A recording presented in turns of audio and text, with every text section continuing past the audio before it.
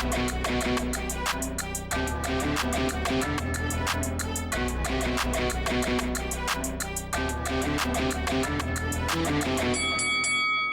guys, welcome to Boxing Squared for boxing news and views from around the internet. And another best of the week video, and perhaps it really should be the best of the past week and a half or so. Yeah, a little bit low on the output this month, so apologies and bear with me. Just been settling into a new job and a lot of information overload. But anyway, let's crack into it. So the biggest story, I would say, in the past week and a half or so, Tyson Fury came out and said he was retiring. Thanks, it's been a blast. Thanks to everyone who helped out along the way. Happy New Year. Jesus is king now and forever. And this was his statement along with it. Hi everybody, I'm going to make this short and sweet. I'd like to announce my retirement from boxing. It's been a blast. I've loved every single minute of it. And I'm going to end with this. Dick Turpin wore a mask. God bless everybody. See you on the other side. So referring to a famous highwayman, but saying that he didn't wear a mask, you know, you can kind of take that a few different ways. And to be honest, when I did, see this post, these were my initial thoughts, and we'll play it out loud here.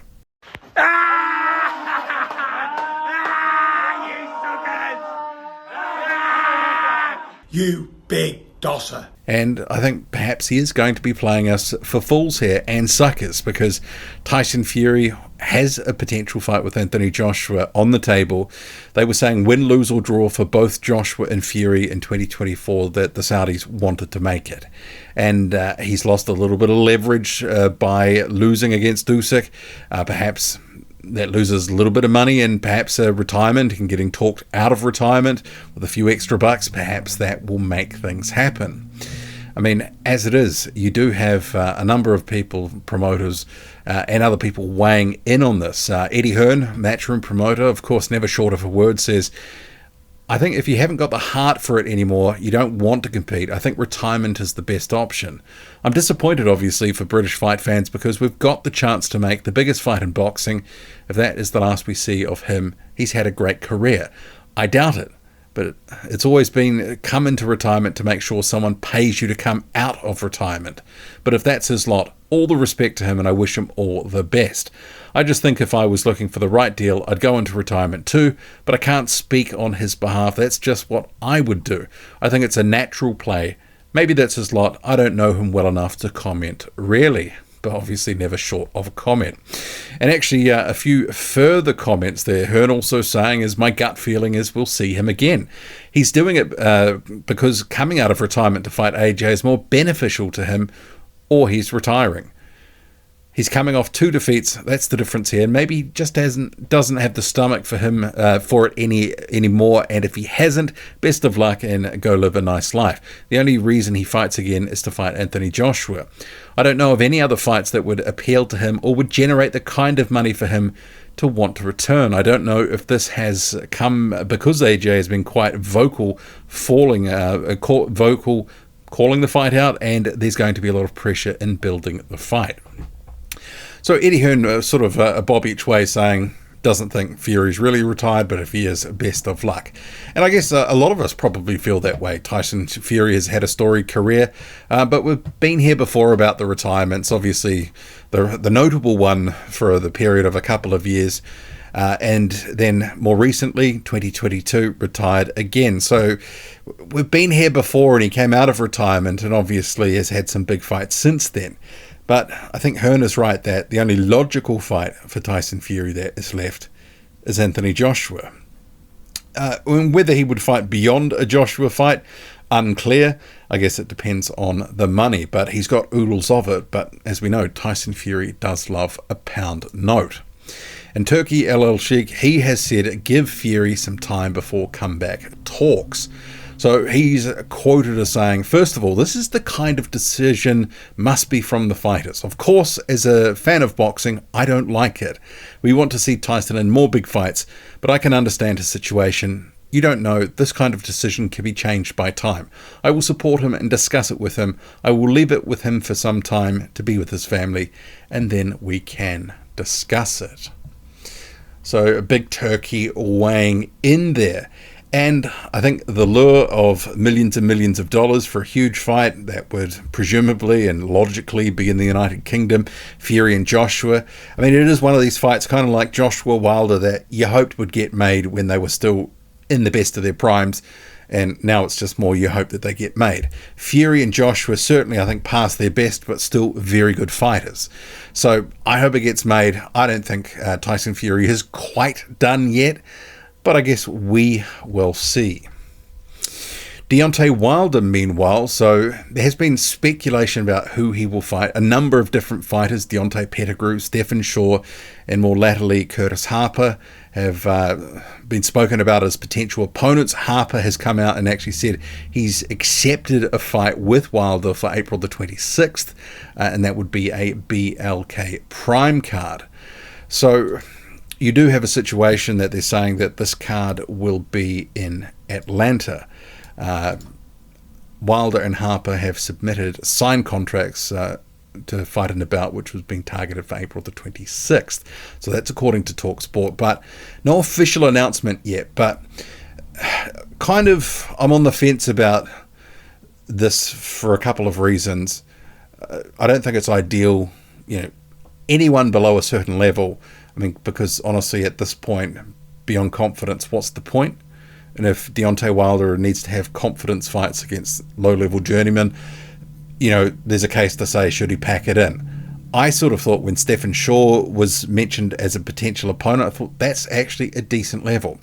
But Curtis Harper, he's not a slouch, obviously well known for walking out of the ring against F.A. Ajagba inside a second, but that was over a pay dispute. He actually upset Christian Thun a couple of years ago, and he's somewhat durable, but I guess it depends what's Wilder got really left in his locker at this point, because let's face it, some of the fights we've seen him in recently, Zhang and also Joseph Parker, he's looked absolutely terrible. So it's not officially listed on BoxRec at this point. And Deontay Wilder, when you look at the record, he's lost, 4 of his last 5. He's only had one fight this decade, one win, I should say, this decade. It's 2025 now, so not a great record. But Curtis Harper, he is talking up his potential chances, and he is saying Deontay Wilder is just another man. So he's a former heavyweight champion of the world, and he's just another man. Nothing special, he's just another man. You can never underestimate somebody by their last losses, just who they are when they walk into that ring. So they're underestimating me. I'm going in there as if I'm Curtis Harper, and he's supposed to put me down. And I'm going to stop everything in my will to put him down. It's got to be a fight. Fist for fist, blow for blow, and he's lucky if he makes it out alive. So Curtis Harper there, obviously talking a little bit of trash, saying being a champion doesn't prove how good you are. And I guess in this case, we haven't seen a lot from Wilder for quite some considerable time. I think now with the passing of time, those Tyson Fury fights certainly took a lot out of him. And I think also, Father Time undefeated.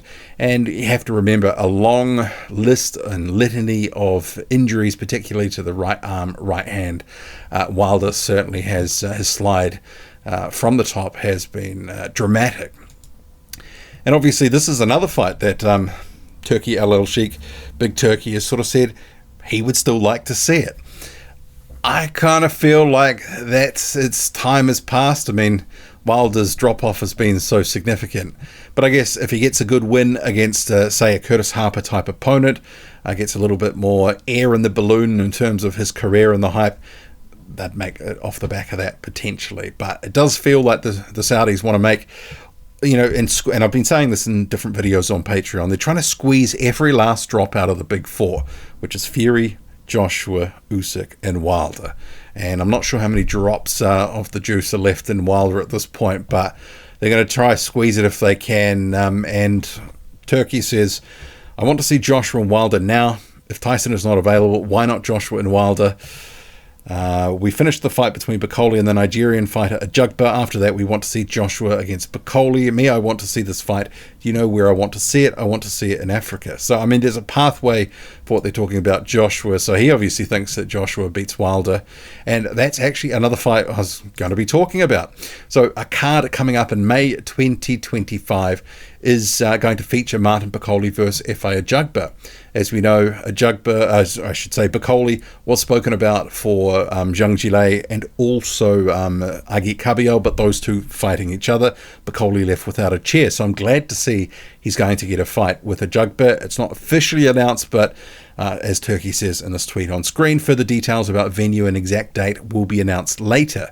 And that I would highly favour Bakole to win that one. And that is a high-level fight, but a very winnable one for Martin Bakole, and it's going to keep him very well tuned up.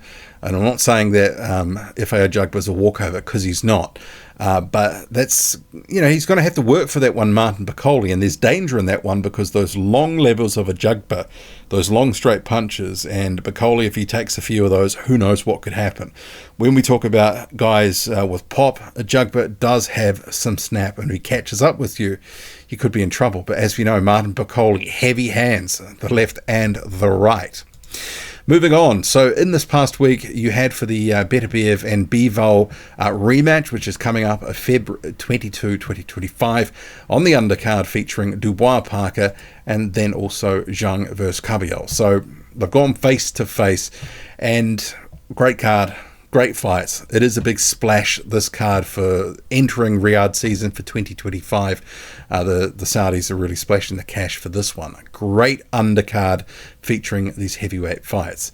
And Dubois, Parker, great fight. Zhang, Kabayel, great fight. Can't wait for both. Just wanted to mark that the official press conference, it was announced obviously in 2024 late on, but it has been held just a week or so ago. And yeah, looking forward to it. I'll do some videos closer to the time. In terms of Lawrence Okolie, so they're looking to target a return in April ahead of a potential heavyweight title shot. So his trainer, Joe Gallagher, and I'll get down to the quotes here. Where are we?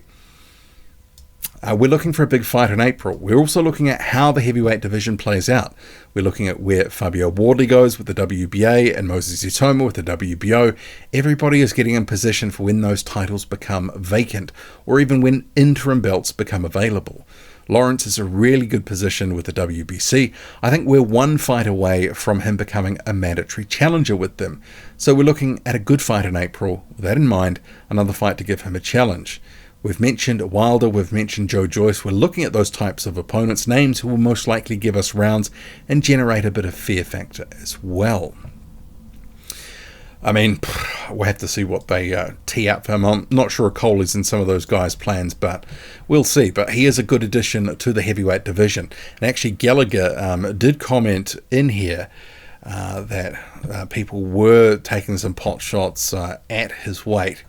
And I guess given Lawrence Okolie's legs compared to his upper body, he did look like he'd sort of put on a bit of beef around the midsection. So I can see why the criticism was sort of leveled, but I think he's a guy at 235, 240, he can carry that weight. I don't think he wants to get too much heavier than that, but yeah, we'll see with Lawrence Okolie and his development, but a good addition after moving up from, bridgerweight and cruiserweight formerly. And a name that's been mentioned potentially for Okolie is Luis Ortiz. And let's face it, Ortiz is up to absolutely zero. But the thing is, Okolie would get almost zero credit at this point. Well, Ortiz, allegedly 45, 46 years old. Who knows if he's any older in Cuban years, boxing years that is. So, yeah, I mean, I don't mind it, but I think there's better options. And at this point, does it become quite dangerous for someone like Luis Ortiz? Potential for Johnny Fisher and Dave Allen rematch. As we know, Dave Allen, I think in many fans' minds, won that one, with Fisher getting a narrow win in the end. And Eddie Hearn says, we want Fisher to rematch Dave Allen next. He perforated his eardrum, he's talking about Fisher, and it's still quite bruised. He won't be able to train until mid to late Feb, so then we'll box again probably in May. I'd like him to go straight into the rematch, and I think he would too. And you've probably seen both guys talking about it in different places, comment sections on Instagram too, where I've seen that. I mean, it was unexpectedly the return of Dave Allen. I wasn't high on that fight beforehand because of some of the stop-start nature of Allen's return and where we'd seen him previously, but he came ready for that one. And Fisher clearly still got some development to do. Dillian Whyte, he has stuck his name up for Anthony Joshua. Of course he has. I won't really get into the quotes here. I just wanted to mark it. I mean, Whyte, he's one of these guys who's seemingly there for the taking. And if he wants Joshua to retire him with a big payday, I mean, it is what it is. But last time when we were meant to have it, there was a failed test. Also, Justis Huni, Moses Itauma, potentially in the works. There has been talk that from Eddie Hearn, I think if you're going to see Justis against Moses Itauma, I think it's a great fight. I really do. I think that fight will be for the WBO interim world title. We're already talking to Queensberry about it. I'm not sure that happens in the next one or two fights, but down the line, I think definitely Huni and Itauma probably probable. And just marking this story, a little bit concerning actually, but KENZIE Morrison, the son of Tommy Morrison, he is set to face 1990s heavyweight contender Ike Abeabuchi, who's on the comeback trail. Yeah, I don't like it. And but then again, KENZIE Morrison, we've seen what he is like in the ring, and I mean, who knows where Ike Abeabuchi is, but he's 51 years old at this point. Not necessarily a fan of this. And rounding out this heavyweight mashup video, news and notes, you have another signing for the Queensberry stable. They've got about 15 heavyweights on the books now, so they have announced you've got Joe Bourne signing with them. So a laden edition here. What do you make of it all? Drop a comment, loud and often. Hit like, hit subscribe. Follow me on Twitter. Boxing_squared. I'm out.